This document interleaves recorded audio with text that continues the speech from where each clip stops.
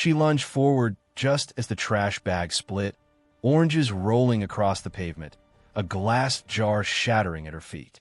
"Please wait," she called, breathless, palms up, as the vendor cursed and kicked the mess aside. Cars honked. A security guard glanced over. She dropped to her knees anyway, scooping the bruised fruit before it could be crushed. Someone laughed. Someone else shook their head. She didn't look up. She just whispered, "Thank you," to no one in particular, and gathered what everyone else had already decided was worthless. If that opening pulled you in, don't scroll away. Like the video, subscribe to the channel, and tell us in the comments, would you stop for someone like her or keep walking? Her name was Mara, and every evening she came at closing time. Not to beg, not to argue. She asked one question, always the same, always soft. "May I have what you're throwing out?" Some nights, she walked away with nothing. Other nights, she left with a sack of bent nails, torn fabric, dented cans, cracked plates. She thanked people like they'd handed her gold. That was what unsettled them. Gratitude made the rejection louder. "Why don't you just ask for money?" a man sneered once. She met his eyes. "Because money disappears," she said. "This doesn't." Then she turned away before he could reply. The stranger noticed her the night she caught the oranges. He stood across the street with a paper cup cooling his hands, watching as she wrapped the fruit in a torn towel, careful, deliberate. He waited for the performance, tears, a plea, a story. None came. When the guard stepped closer, she stood, nodded politely, and moved on without being told. That's when the stranger followed. She didn't know he was there as she ducked into an alley and unlocked a door with a stubborn key. Inside was a narrow room, bright with work lamps. Shelves lined the walls, filled with objects reborn, plates mended with gold seams, stools reinforced with mismatched legs, quilts stitched from coats that had lived other lives.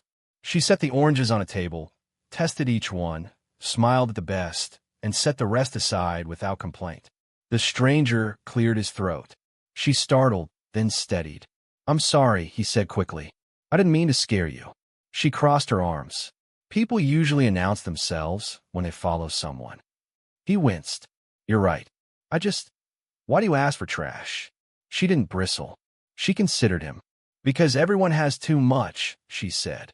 "And too many things still want to be useful." He nodded, unsure. "And you?" "I'm useful too," she said. "Even if I don't look it." He came back the next night. And the next. He brought nothing at first, just questions. "Where did you learn this? Who buys it? Why don't you sell online?" She answered some, ignored others. When he offered cash, she shook her head. "I didn't ask for money." "So what do you ask for?" he pressed. She hesitated. "Access," she said. "A place to work without being moved along."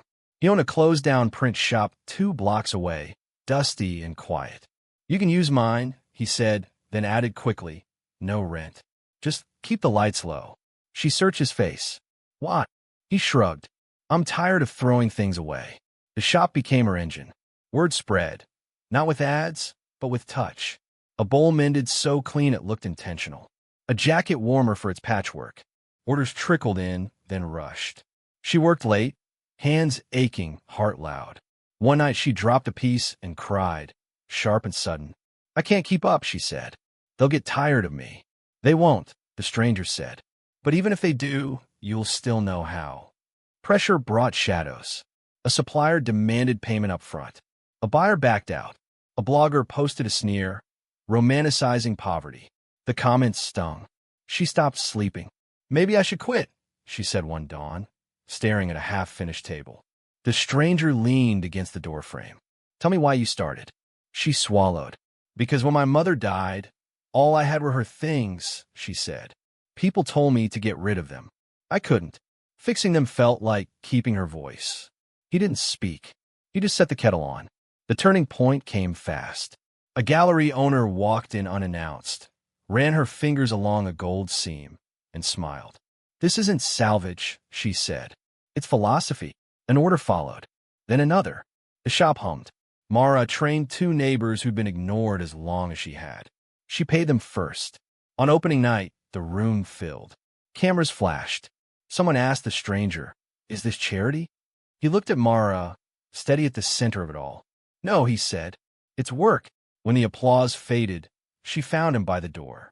"I didn't ask for this," she said, overwhelmed. He smiled. "You asked for what no one else wanted. Turns out that was enough.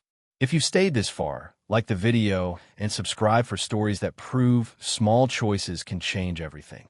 And comment below, what would you ask for if pride wasn't in the way? Months later, when the shop expanded, Mara kept the question on the wall. "May I have what you're throwing out?" People read it and paused. Some smiled, some didn't, but many stopped walking. And that was the change no one expected.